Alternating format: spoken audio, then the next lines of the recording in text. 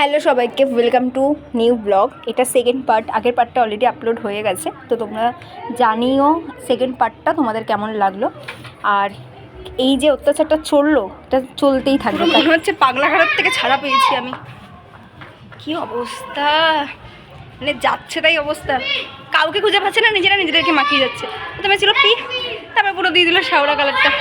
এই যে এই বান্দরটা, এক নম্বরে বান্দর একটা। আর এটার মুখটা একটু ফর্সা ছিল, এটাকে মালটাকে দিয়েছি আমার এক হয়ে গেছে। এখন ট্রিট হচ্ছে। এখন কালকে রাত্রি না, আজকে সকালবেলা জামাইবাবুকে বলেছিলাম কে কি করে আমার দেখা দরকার নেই, আমি আমার জিনিসটা ঠিক করে রেখে যাবো। আইসক্রিম তুই কি খাচ্ছিস? বাড়িতে জমবে আসল খেলা, কারণ এরপরে সবার অবস্থা হয়ে যাবে টাইট। সুন্দর থেকে হয়ে যাব বান্দর। আর আজকে যদি আমার বান্দর হওয়ারই দিন, সেটাতে কোনো সন্দেহ নেই, কিন্তু তা বলে আনলিমিটেড বান্দর যে মানুষ দেখলে বুঝতে পারে না যে মুখে কী মেখেছে।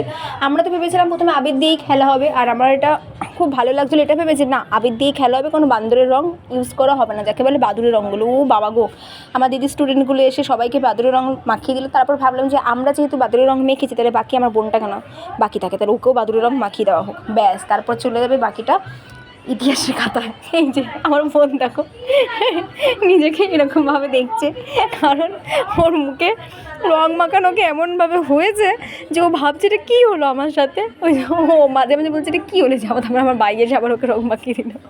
ওর মুখটা দেখার মতন ছিল।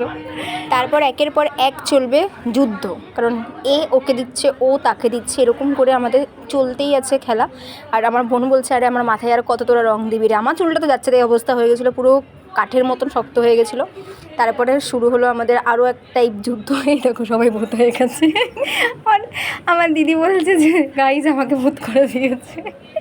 প্রথমে চলেছিল বাদুরের রং, তারপরে তার সাথে ছোটো ছোটো টেলার শেয়ার করি যে কেমন করে আমরা যুদ্ধ করি। এই দেখো আমার বোনকে মাখানো হচ্ছে এবার আবির আর রং। আর আমার ভাই যদি একবার ধরেছে, মানে তাকে বান্দরে কী করে রূপান্তরিত করতে হয় মানুষ থেকে, সেটা আমার ভাই খুব ভালো মতন করে জানে। আর আমার ভাইয়ের হাতগুলো এতটাই শক্ত, মানে আমাদের মুখে যখন রং মাখাতে আসছে মনে হচ্ছে মারছে না রং মাখাচ্ছে, সেটা ওই জানে। আর আমরা তো এরকম পাগলের মতো নাচানাচি শুরু করে দিয়েছি, সবাই মিলে আনন্দ করছি। আজকে রং খেলাটা আরও খুব ভালোভাবে জমতো যদি আমার এক বোন আরও আগে একটু চলে আসতো। এতবার ফোন করতে হয়েছে, লাস্টে আমি বাধ্য হয়ে বলেছি তোকে আসতেই হবে না। অবশেষে তিনি চলে এসেছেন। অবশেষে আজকের মতন দিনটি এইভাবে আনন্দ করে কাটালাম, এবং তোমরা কেমন দোলে আনন্দ করলে সেটা কিন্তু তোমরা শেয়ার করতে ভুলো না। আর আমার চ্যানেলে যারা নতুন তারা প্লিজ আমার চ্যানেলটি সাবস্ক্রাইব করে আমার পাশে থাকবে।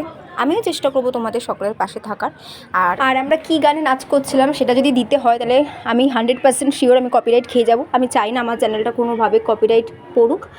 তো আজকে ভিডিওটি এইটুকু, দেখা হচ্ছে নতুন ভিডিওতে।